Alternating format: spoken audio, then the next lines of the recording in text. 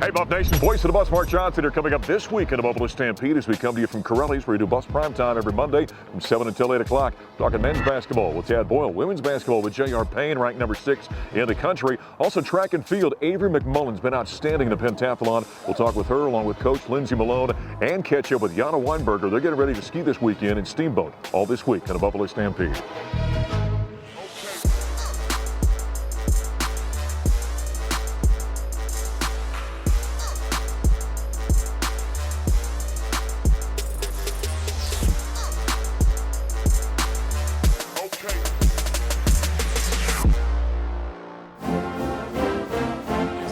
Goes up, shot rejected by KJ. KJ's having the loose ball. Crosses over by Johnson down the paint. Bounces off Eddie to the rim with a slam with the right hand. Right side, Luke O'Brien open for three. Fires right between the eyes from downtown. Eddie against Mia under the basket behind the back.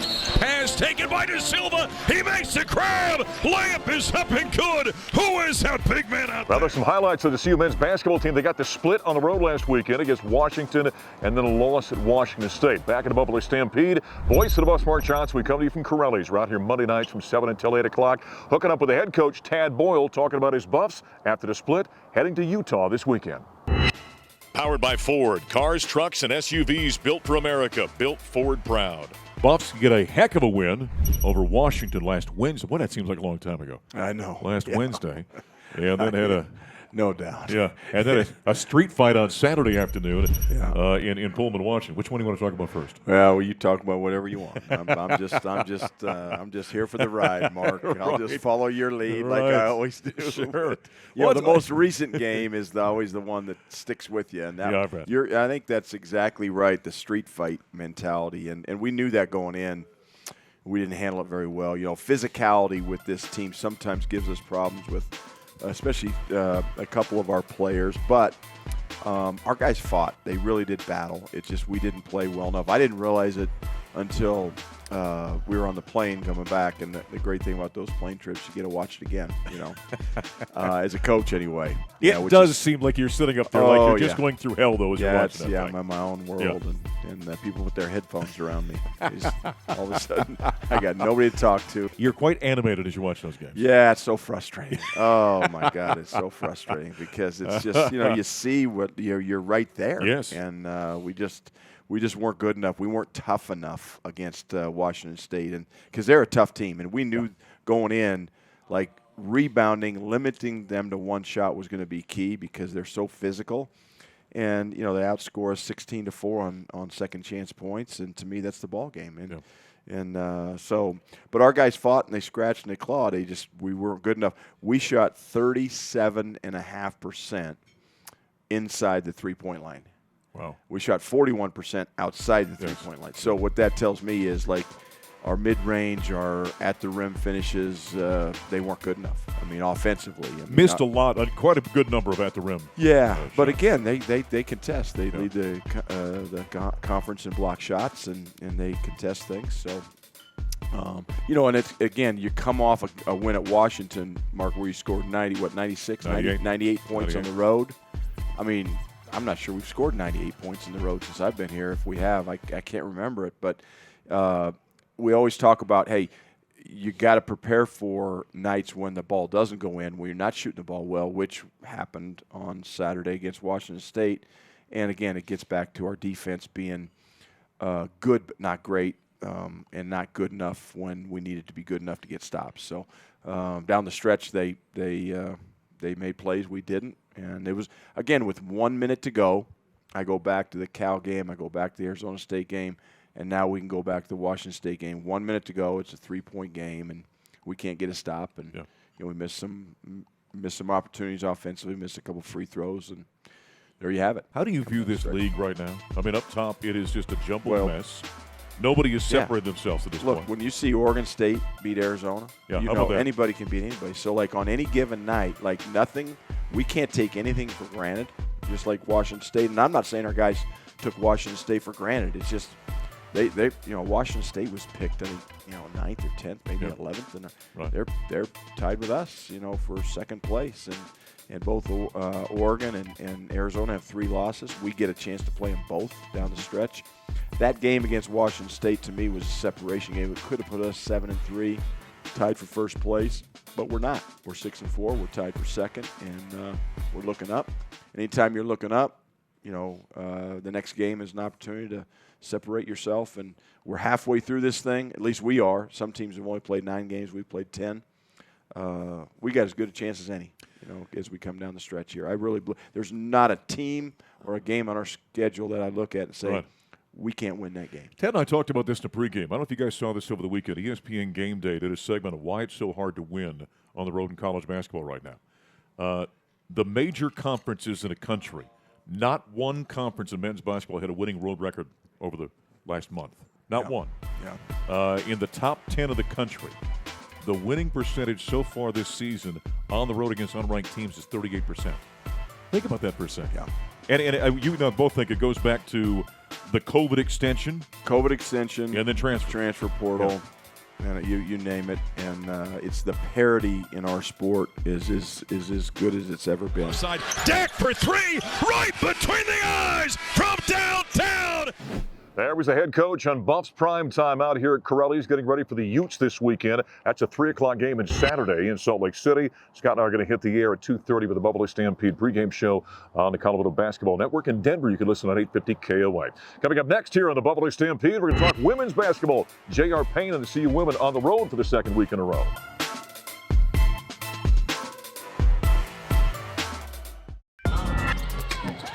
Bonley takes it away. The pass from Van Sluten at the other end. Sherrod all the way. The run out, the layup, and in. And Colorado has their first lead. Well, those live ball turnovers into transition points. That's a nice take. Just unable to get it to go. And nice extra pass there by Buena. Good pocket pass to Sarah Rose Smith for the bucket. It's 18-8 Colorado. There's some highlights of the CU basketball win for the CU women in Eugene, Oregon over the Ducks as they get the split against the Oregon teams last weekend. Back at the Buffalo Stampede, voice of the Buffs, Mark Johnson, back here at Corelli's Monday night, 7 till 8 o'clock. We're out here for Buffs Prime Time. CU women now have to go on the road for the second week in a row. They're at the Washington schools this week, and we sat down and talked with JR about her games in Oregon and what's coming up in the Great Northwest. Presented by Coors Light. Coors Light, mountain cold refreshment made to chill. Celebrate responsibly. Women coming off a split. I mentioned the men's split. They flipped it. The women dropped their first ball game on Friday at number 25 Oregon State, 68-62, and then really took it to Oregon on Sunday, 61-48. Your defense was outstanding on Sunday. It was. 48 points. Yeah, we held in the second quarter, they didn't have a single field goal. And I didn't even realize it until the game's over. Sometimes the game's just going and you don't, you think, oh, this feels pretty good, but you don't realize statistically how good it is. So, really good defense this weekend. Well, I think what you love to see about that is that's the way your team responded to what went on Friday, right? Yeah, disappointed Friday, and Oregon State's really good. They absolutely demolished number 16 Utah the next day. So they're a really good team, but still disappointed, but always happy when you have a good response. Yeah.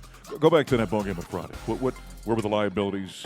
Where things get away from? We just didn't play very well. Yeah. It's Gill Coliseum's a really hard place to play. 10,000 people. It's old. It's loud. It's hot. It's every excuse you could make kind about of an old barn. It really is. Yeah. And we didn't shoot the ball particularly well. And truthfully, we didn't defend well enough to win. And they just beat us. They were better than us that night.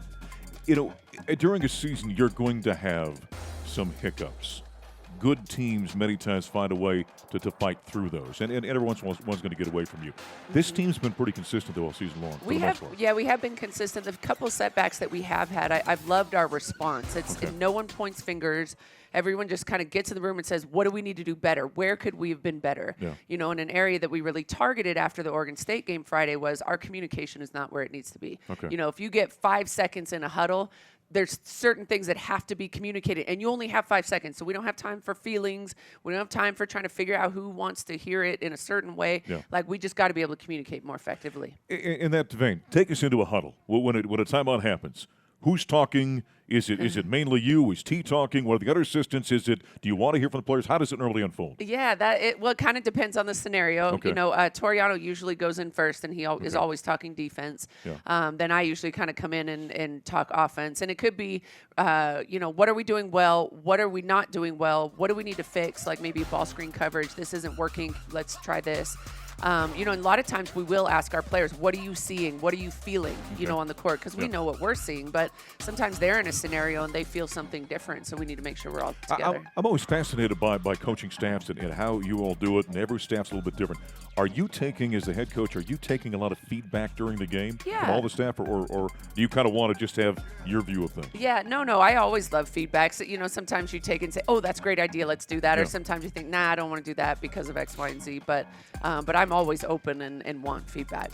You know, we were talking with Tad about what's going on in terms of winning on the road and how in the men's game it's become difficult because of the older play. Is the same thing happening on the women's side? I think so. I just, you know, everyone is just so stinking good. Yeah. You know, like the teams we're going to play this weekend, Washington State and Washington. Neither team is ranked right now, but Washington State yesterday beat number 2 UCLA. Right. Washington yesterday beat number 11 USC. So I mean, they're capable of beating everybody. You know, and so it is of course harder on the road, and everybody we're playing is just really tough. Yeah.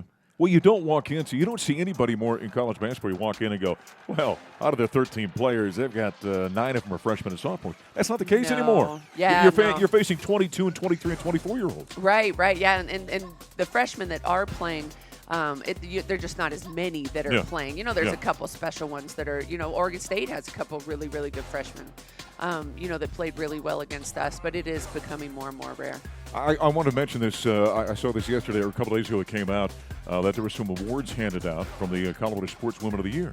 Yeah. And from the basketball side, well, Shira James from soccer, Morgan Miller from golf, but Jalen picked up an award, and you got the Joan Burton Leadership Award. Yeah, it's such an honor. You know, we have such a give a round of applause. And great for Make room in the Jalen. trophy case. Yeah, well, not mine, but Jalen's trophy case is filling up. You know, she's been put on a lot of watch lists and things like that. So really, really great to have awards in the state of Colorado because, of course, this is home, and this is where, you know, we're trying to motivate and inspire young girls to play basketball and be in positions of leadership and things like that. So we love to, you know, to be able to celebrate that. Head coach J.R. Payne, the 6th-rated Buffaloes after the split last week. They head on the road for the 2nd week in a row. They're in Pullman on Friday, in Seattle against the Huskies on Sunday. Coming up next here in the Buffalo Stampede, we're talking track and field. Avery McMullen has been outstanding in a pentathlon. We're going to talk with her and her coach, Lindsey Malone, coming up next here in the Stampede.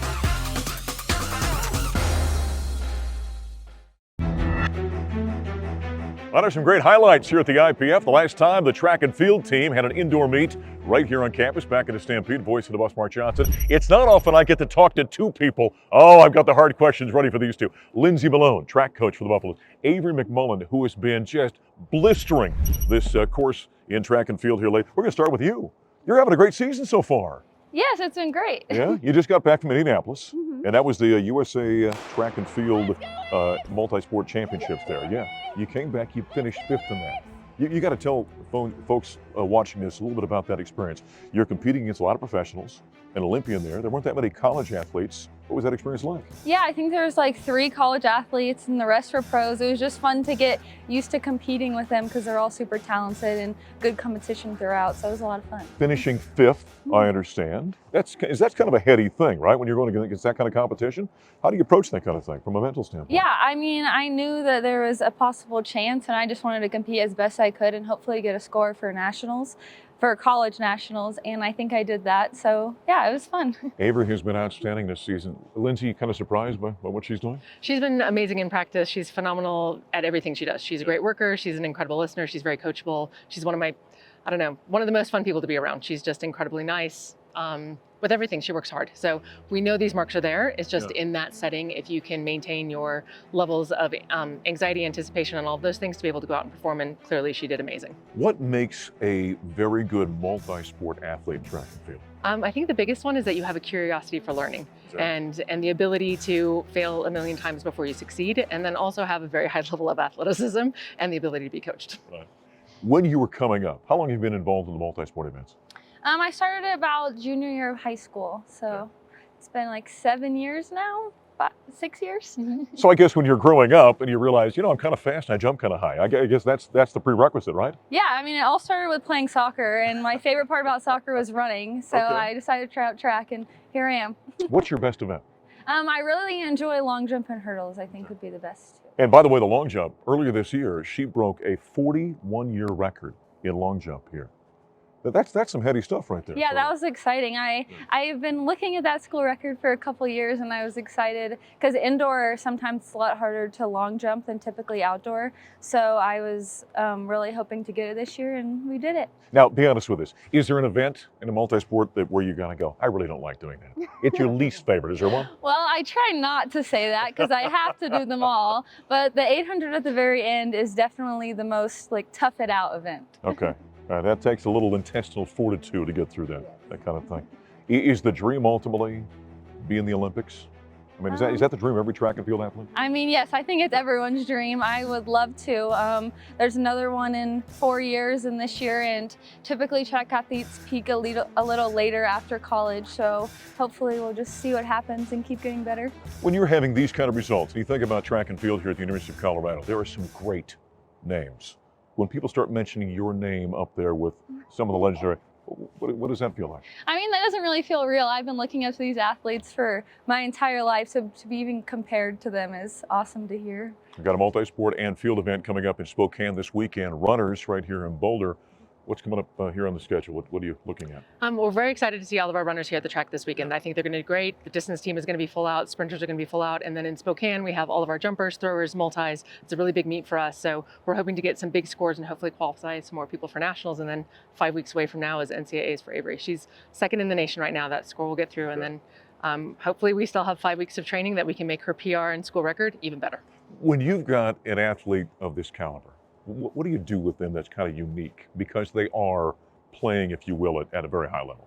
They are. And the thing is any level they come in, you coach the athlete. And Avery's just an amazing athlete. So we coach an amazing athlete, and then she keeps getting better every year. We've PR'd in almost every single event every single year she's been here. Right. And it's more fun that way. We just try to have the most fun we possibly can, and then the PRs come a little faster. And just keep raising the stakes all the time on them? Say, hey, we're lifting the bar higher. Yep, we get a little bit stronger, a little bit faster, and a little bit better with technique, and all of these things start coming together. I understand this weekend here with the runners, we got a football player jumping. We do, yes, coming out, first time. It'll be exciting to see him. We're excited to partner with football again. Good luck this weekend. Thank you. You keep up the great work. Thank you. All right. Avery McMullen, we've got Lindsey Malone, track coach here at the University of Colorado. Runners here. Multi-sport, track and field up in Spokane, and it won't be long until we got the outdoor season. Hey, coming up next year in the Stampede, we're going to talk some skiing.